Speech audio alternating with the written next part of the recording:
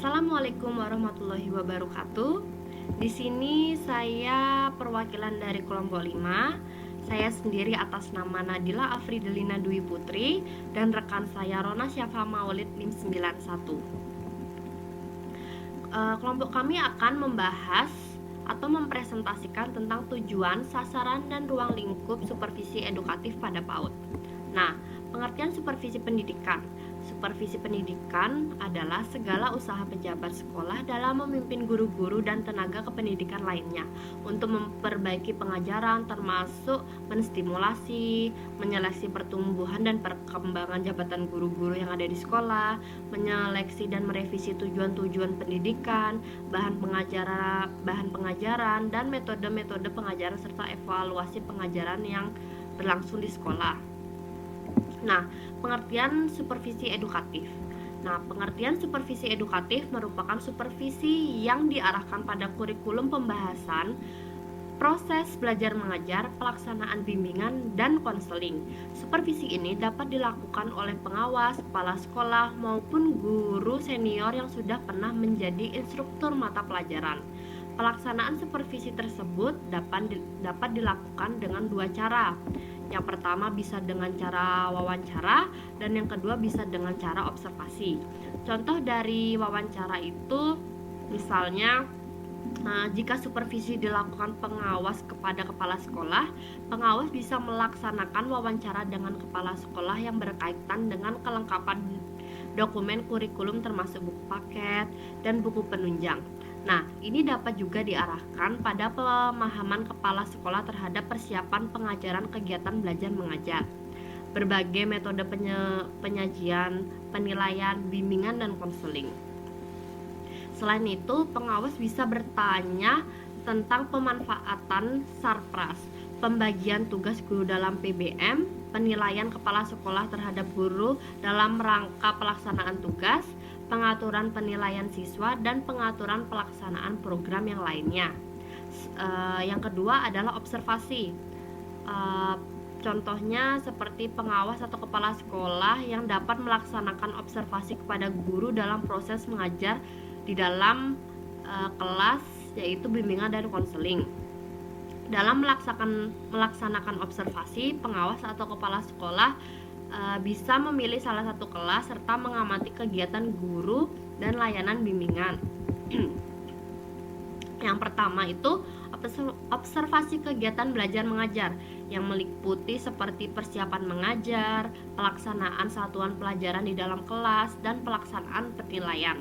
Yang kedua itu observasi kegiatan bimbingan dan konseling, yaitu meliputi program kegiatan bimbingan dan konseling di dalam sekolah, pelaksanaan bimbingan dan konseling di sekolah, kelengkapan administrasi atau perlengkapan bimbingan dan konseling, dan penilaian dan laporan.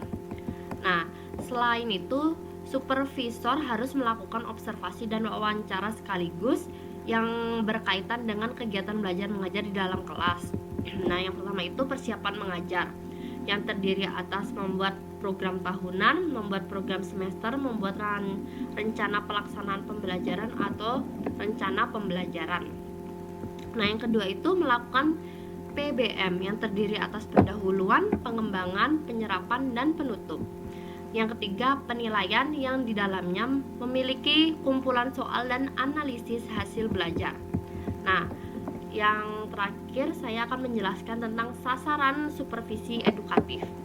Nah, ada 3, yaitu kepala sekolah, pendidik atau guru, dan yang ketiga peserta didik atau murid. Nah, untuk kepala sekolah bisa menanyakan kepada guru yang berkaitan dengan melaksanakan observasi kepada guru dalam proses belajar mengajar atau dalam kegiatan bimbingan dan konseling. Jadi, di sini tugas kepala sekolah bisa mengawasi atau mengecek kembali apa tugas dari pendidik sudah lengkap atau belum. Karena jika kurangnya pendidik menyiapkan materi untuk peserta didik, maka itu juga akan merugikan peserta didik itu sendiri. Nah, sarana dari supervisi edukatif adalah guru dan peserta didik agar bisa mengembangkan prestasi yang bisa dikembangkan di sekolah masing-masing. Hal yang harus dilakukan untuk mengembangkan prestasi guru maupun peserta didik adalah dengan mengerti kurikulum pembelajaran, proses belajar mengajar, pelaksanaan bimbingan dan konseling. Fungsi kurikulum secara luas adalah dalam rangka untuk mencapai tujuan pendidikan yang sudah ditentukan. Kurikulum merupakan alat atau usaha yang mencapai tujuan pendidikan tersebut seperti yang telah disebutkan sebelumnya. Fungsi kurikulum dapat dibagi ke dalam beberapa pengelompokan berdasarkan pihak yang terkait dengan kurikulum. Nah, yang kedua itu bagi pendidik atau guru. Fungsi kurikulum akan berguna dalam penerapan cara pengajaran nantinya. Pendidik atau guru akan merasa sangat terbantu dengan adanya kurikulum karena mereka dapat mengajar dan mengikuti struktur yang telah dibuat dalam penyampaian materi maupun evaluasi yang akan dilakukan terhadap peserta didik nantinya. Fungsi kurikulum di sini juga bisa disebut sebagai pedoman kerja bagi pihak pendidik atau guru. Dengan adanya kurikulum, pendidikan atau guru dapat mengadakan evaluasi terhadap perkembangan peserta didik dalam menyerap ilmu dan pengalaman yang telah diberikan. Nah, tentunya untuk orang tua menjadi salah satu faktor yang sangat penting dalam pendidikan anaknya. Oleh karena itu, fungsi kurikulum pun sangat berpengaruh bagi orang tua peserta didik. Orang tua merupakan sosok yang harus bersinergi dengan pihak sekolah dalam pembentukan karakter maupun pembelajaran ilmu bagi peserta didik. Oleh karena itu, orang tua diwajibkan untuk tahu kurikulum yang dipakai oleh sekolah anaknya tersebut. Karena nantinya orang tua juga harus menuntun dan memberikan pengajaran pada anak sesuai dengan kurikulum yang diterapkan. Selain itu, fungsi kurikulum lainnya bagi orang tua adalah sebagai gambaran bagaimana anaknya belajar dan apa saja yang didapatkan anaknya selama di sekolah. Nah, yang ketiga itu bagi peserta didik atau murid. Fungsi kurikulum adalah sebagai sarana dan mengukur kemampuan diri dan konsumsi pendidik. Hal ini berkaitan juga dengan pengajaran, target-target yang membuat peserta didik dapat mudah memahami berbagai materi ataupun melaksanakan proses pembelajaran setiap harinya dengan mudah. Selain itu, juga diharapkan agar pendidik mendapatkan pengalaman yang baru di masa depan dapat dikembangkan sesuai dengan perkembangannya dan bisa menjadi bekal kehidupan selanjutnya. Selain itu, fungsi kurikulum bagi peserta didik adalah mempermudah mereka dalam memetakan jadwal yang akan mereka buat nantinya. Dengan jadwal ini mereka dapat membagi waktu untuk pekerjaan yang harus dikerjakan sesuai dengan tuntutan oleh guru atau pendidik nantinya. Nah, kurikulum sendiri ini akan mempermudah peserta didik dalam memetakan apa yang harus ia kerjakan dari waktu ke waktu dengan sesuai dengan evaluasi yang dilakukan oleh guru dalam 3 atau 6 bulan sekali. Nah, selanjutnya akan dilanjutkan oleh teman saya. Baik, di sini saya Rona Syafa Maulid, NIM akhir 091 akan melanjutkan materi yang sebelumnya rekan saya jelaskan. Di sini saya akan menjelaskan tentang tujuan supervisi edukatif. Yang pertama, kemampuan melaksanakan kurikulum yang berkaitan dengan pelaksanaan proses belajar mengajar. Lalu, kemampuan memilih dan menggunakan material kurikulum yang khususnya berkenaan dengan media konstruksional dan bahan-bahan mengajar. Yang ketiga, kemampuan memberikan pelayanan terhadap individu siswa dengan memperhatikan pola tingkah laku mereka di awal, bakat, minat, dan sebagainya. Kemudian kemampuan melaksanakan kegiatan ekstrakurikuler yang tentunya mencakup juga kegiatan kurikuler. Lalu kemampuan memecahkan masalah-masalah,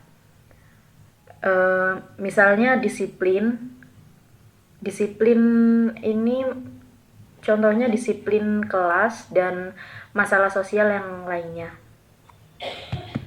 Kemudian saya akan menjelaskan tentang ruang lingkup program supervisi edukatif, yaitu antara lain yang pertama itu kurikulum, kemudian pembelajaran, lalu proses belajar mengajar, dan yang terakhir bimbingan konseling. Saya akan menjelaskan tentang kurikulum. Undang-Undang Nomor 20 Tahun 2003 tentang Sistem Pendidikan Nasional menyebutkan bahwa kurikulum adalah seperangkat rencana dan pengaturan mengenai tujuan, isi, bahan pelajaran, serta cara yang digunakan sebagai pedoman penyelenggaraan kegiatan pembelajaran untuk mencapai tujuan pendidikan tertentu. Kurikulum memberikan pengalaman belajar yang bermakna, menarik, dan berkualitas tinggi. PAUD merupakan pendidikan yang paling fundamental karena perkembangan anak di masa selanjutnya sangat ditentukan oleh berbagai stimulasi bermakna yang diberikan sejak usia dini.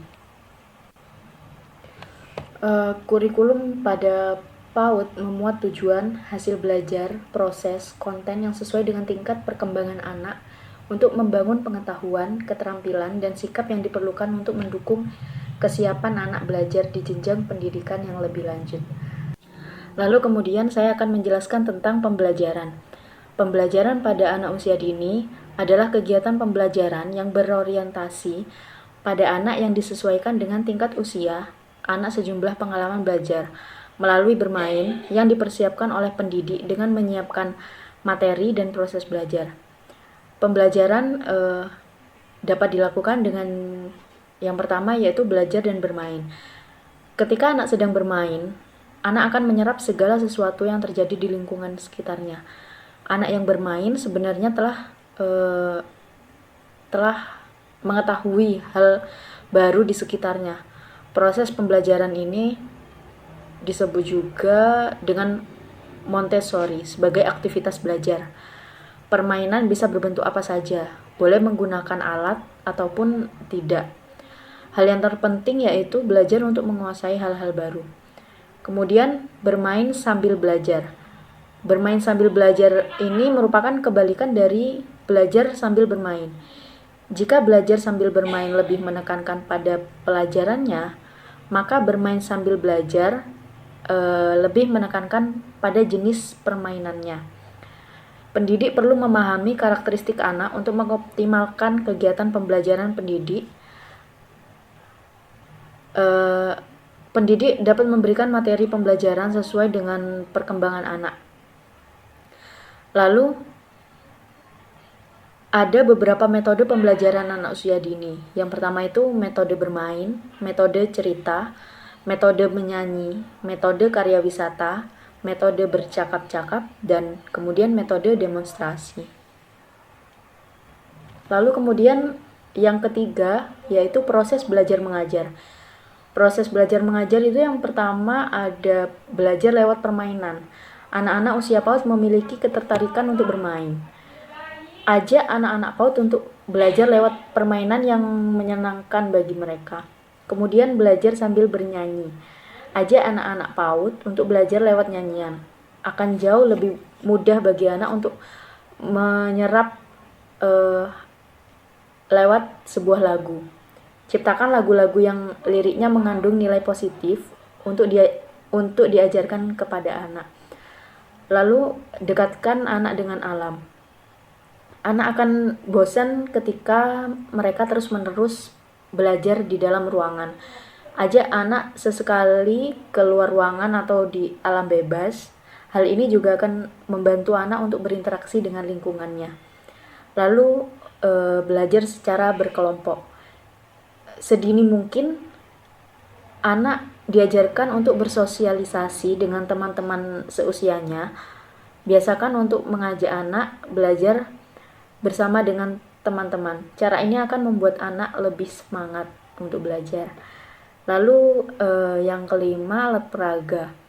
Anak-anak PAUD tentu saja akan kesulitan memahami sesuatu jika hanya diberikan secara lisan tanpa alat peraga. Akan jauh lebih mudah bagi mereka untuk belajar jika guru menggunakan alat peraga yang menarik perhatian anak-anak.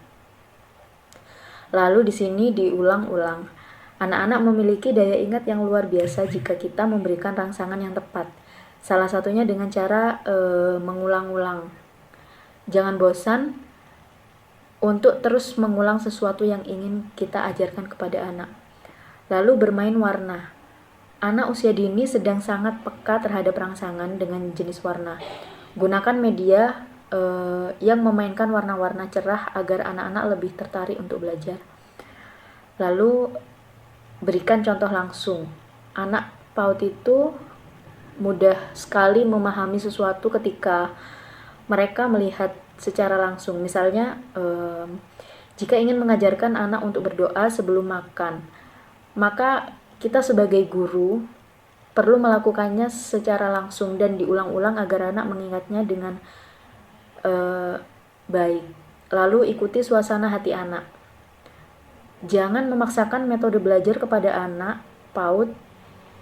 Sebagai guru kamu bisa meminta anak-anak untuk menentukan sendiri gaya belajar seperti apa ingin mereka lakukan sesuai dengan suasana hati mereka. Lalu selalu berikan hadiah atau gift. Anak PAUD itu senang sekali menerima hadiah. Jadi siapkan hadiah-hadiah kecil untuk mereka agar mereka semangat untuk belajar. Lalu yang terakhir, pelaksanaan bimbingan dan konseling. Pada PAUD, bimbingan dan konseling itu hanya sebatas membantu dan mengarahkan proses tumbuh kembang anak agar lebih terarah dan terpadu. Di mana orientasi pokok dari pendidikan anak usia dini adalah melatih kemampuan adaptasi belajar anak sejak awal, meningkatkan kemampuan komunikasi verbal, mengenalkan anak pada lingkungan dunia sekitar, seperti orang, benda, tumbuhan, hewan, dan lain sebagainya. Ruang lingkup bimbingan anak usia dini yaitu yang pertama, bimbingan pribadi dan sosial. Bimbingan ini dimaksudkan untuk mencapai tujuan dan tugas perkembangan pribadi sosial anak dalam mewujudkan pribadi yang mampu menyesuaikan diri dan bersosialisasi dengan lingkungannya secara baik. Lalu yang kedua yaitu bimbingan belajar. Bimbingan belajar ini diarahkan untuk membantu para anak dalam menghadapi dan memecahkan masalah-masalah serta mencapai tujuan dan tugas pengembangan pendidikan melalui kegiatan bermain sambil belajar. Yang ketiga yaitu bimbingan karir. Bimbingan yang membantu anak dalam mengembangkan dan memecahkan masalah-masalah seperti pemahaman terhadap tugas kerja, pemahaman kondisi dan kemampuan diri. Sekian presentasi dari kelompok kami, kurang lebihnya mohon maaf. Wassalamualaikum warahmatullahi wabarakatuh.